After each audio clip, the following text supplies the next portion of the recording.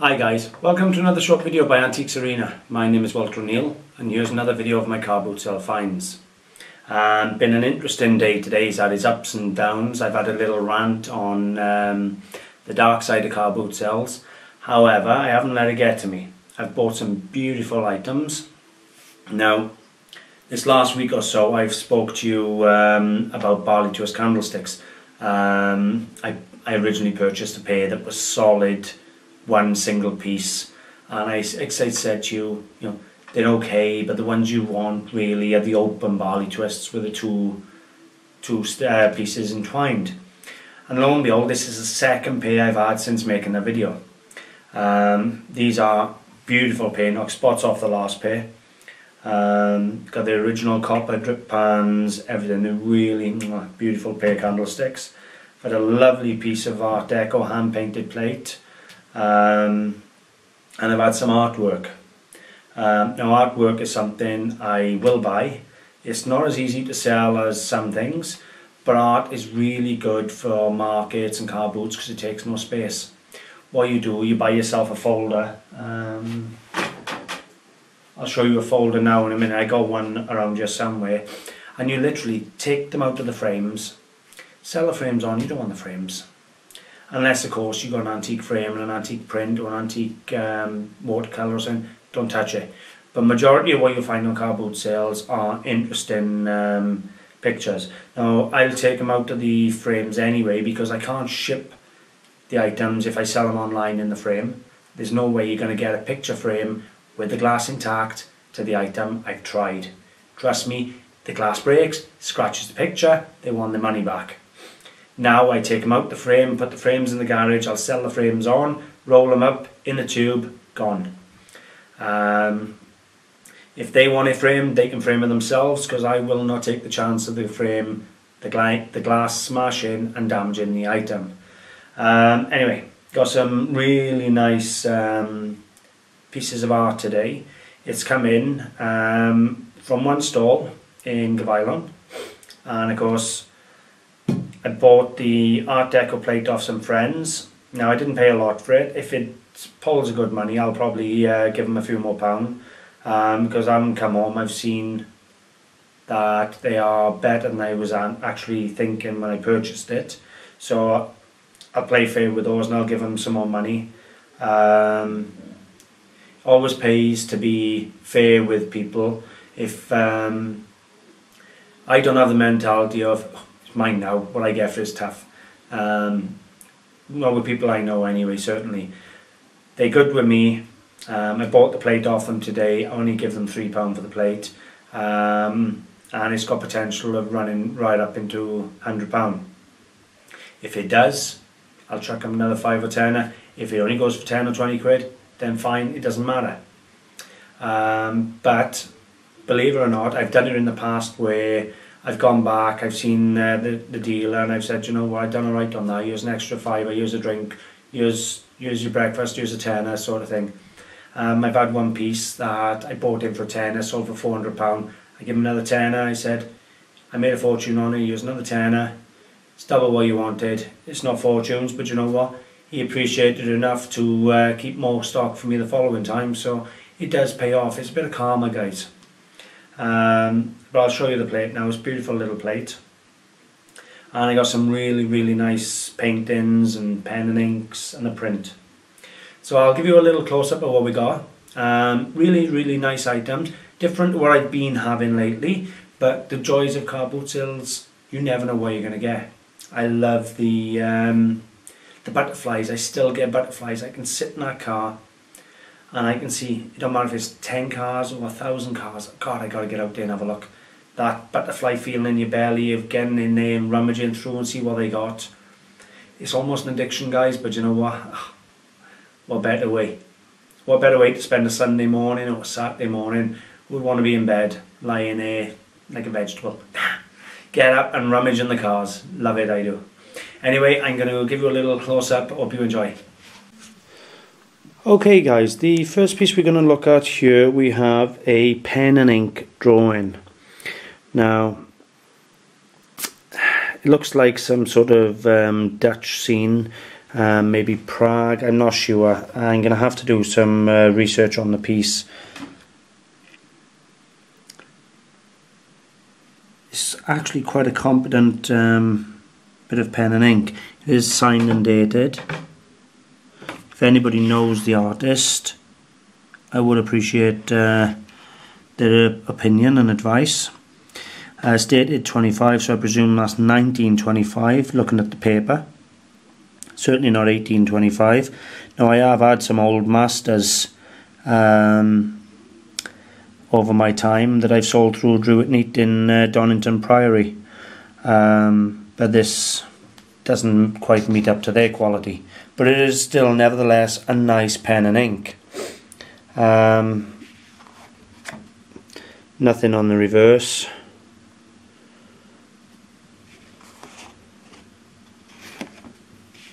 So, research needed, but a very, very interesting piece nonetheless.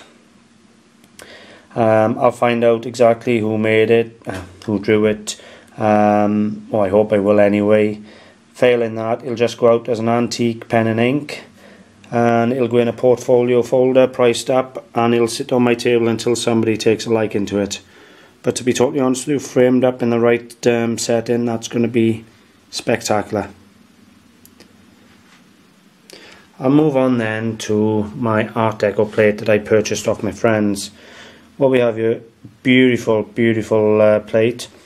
It's period 1930s, 1920s, hand painted with all this. This is all moulded in high relief. Again, painted on the borders, on this sort of almost web in the corners. There you go, the piece is Grindley, made in England, so again 1930s mark. It's in good condition. A little bit of wear to the enamelling. Where are we? A little bit of wear here on the black enamel. But overall, that is a beautiful plate. Now when I bought it, I thought I'm going to put them on for £12 on auction. Because this period Art Deco pieces can demand good money, and I'll see where it finishes out.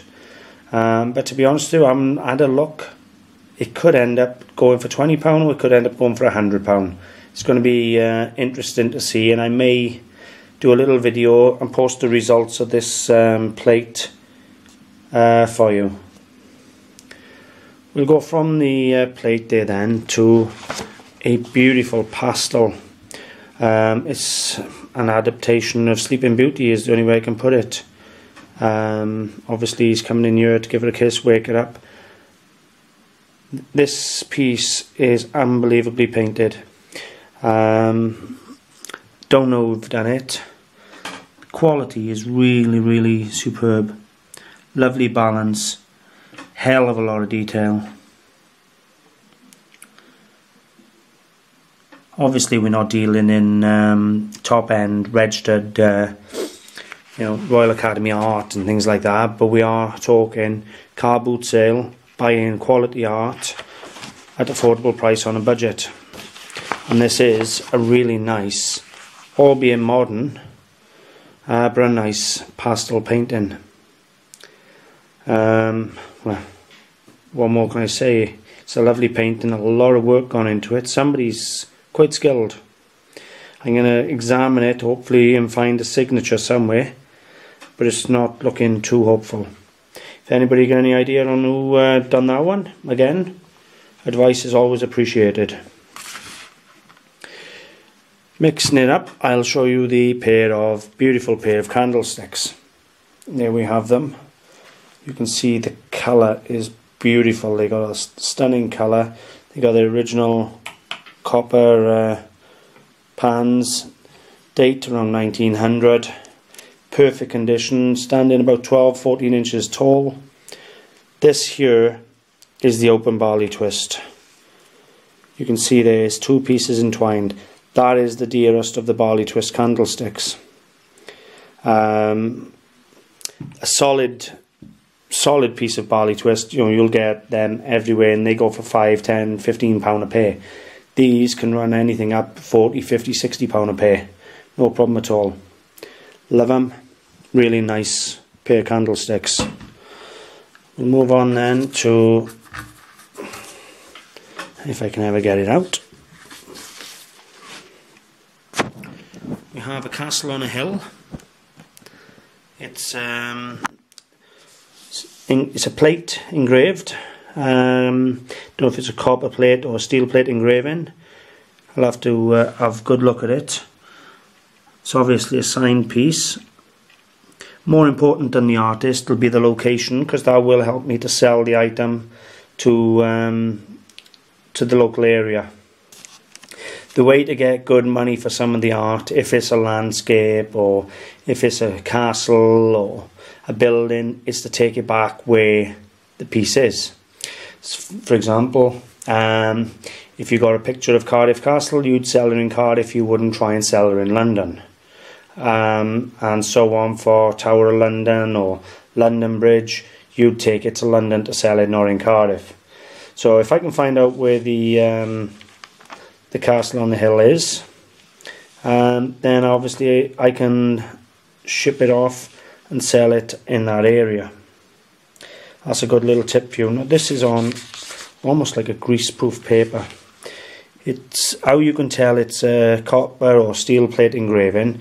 If you look here, you'll see the impression of the plate going around it. This line here is the impression of the plate mark left when it presses down. So that's always good to know. So you can see through it. It's a very, very thin paper.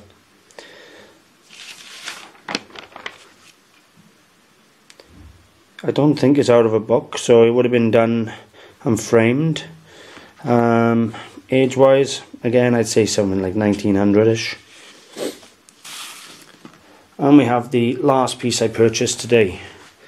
Spectacular. If you're into royalty, this is George, the Earl of Dalehouse, Captain General Royal Company of Archers. Look at that. Spectacular antique engraving. Again, we have the plate marks. If I show you here, you can see the line where the plate, and that will come all the way around and down, and that is where the plate presses down onto the paper. Is it headed? There we go. Engraved by Thomas Lupton. And we have a publisher here. Published by Alan Hill, Edinburgh. So we have a nice Scottish piece. And it's obviously after a painting. The original painting was by John Watson. So, as you can see there, a beautiful engraved plate. Really, gentleman stood there proud, and so he should be for what he've achieved. This is a large piece. It's 2 foot plus long, 14-16 inches wide. Didn't come in the frame, but I could imagine the most beautiful oak frame going around this, and this looking $1 million. Really nice engraving. Price wise, it's got a few scratches which will detract from the value, but depending on how collectible this gentleman is, could be up a couple of £100. I love it though. I said to you I was going to show you how I sell my art. Basically, if it doesn't go online, or even if it does go online, I'll then store it in one of these.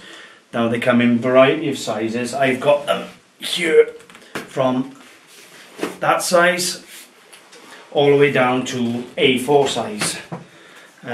This is one here is A4 size. You'll open the books up, and these are hard plastic books, and they'll have a poly pocket inside. And basically what I do is I'll put a piece of black card in the poly pocket, so you can then double side them. Trust me, put the black card in sleeve in every single poly pocket. Really does make the difference. When they look at the picture in the Polly Pocket, the black card almost makes it look like it's framed. Really improves sales. But you can get 100 pictures, whether they're watercolours, engravings, you name it, you can get probably 100 pieces in one folder. You work it out, you can ask anything from a £5 just for a pretty print, even if it's a modern one, all the way through to a few £100 for a nice watercolour, especially if it's a listed artist. The only thing I would suggest, watch it don't get stolen. As you saw in my video earlier, that I done earlier today, I had a beautiful crystal bowl stolen off me at the car boot sale. It happens, unfortunately, not everybody has the morals. So, good way of displaying your art in these folders, and you can put them out on the stalls. You know, you can get magazines. As a little tip for you, can get old magazines from the 20s and 30s. You can cut out the full page adverts and put them in and sell them for £3 or £4 or £5 for an advert. And people do buy them and frame them up, and they look amazing. But you'll get 3, 4, 5 adverts out of one old newspaper or one old magazine. Magazines are worthless anyway. Don't cut books up, guys. Books are worth far more money as a whole. But you get some of these old magazines with some adverts in it, cut the adverts out. The magazines are crap. If you get any punch books and the punch book is destroyed, don't bin it. Take the prints out, because they got some amazing prints. Put them in one of these folders, sell them £1 or £2 a picture. It doesn't matter. Some of them political prints from Punch can go £5, £10 just for one of the prints. You could have a book with 50 or 60 in. But I will emphasise again, do not cut up books unnecessarily. If the book is already ruined, then make sure you salvage what you can out of the book. It's just good business. Just because a book is ruined doesn't mean there's no money in it. And as I say, you can have as many of these as you want, and they come in every size available. So you haven't really got an excuse on, oh, I can't buy that painting because it won't fit in my folder. You've got no excuses, guys. And believe me, you'll take money on these at the markets, car boot sales, antique fairs, and failing that, they will keep your stock safe if you want to store it for sale on eBay. So I hope you've enjoyed the video, guys. If you did, I would appreciate a like and a share. Don't forget to subscribe. We have many videos now. You'll find us on Facebook, Antiques Arena. We're on eBay, Antiques Arena Clearance, and we have our own website, antiquesarena.co.uk. Thanks for watching, guys. Bye for now.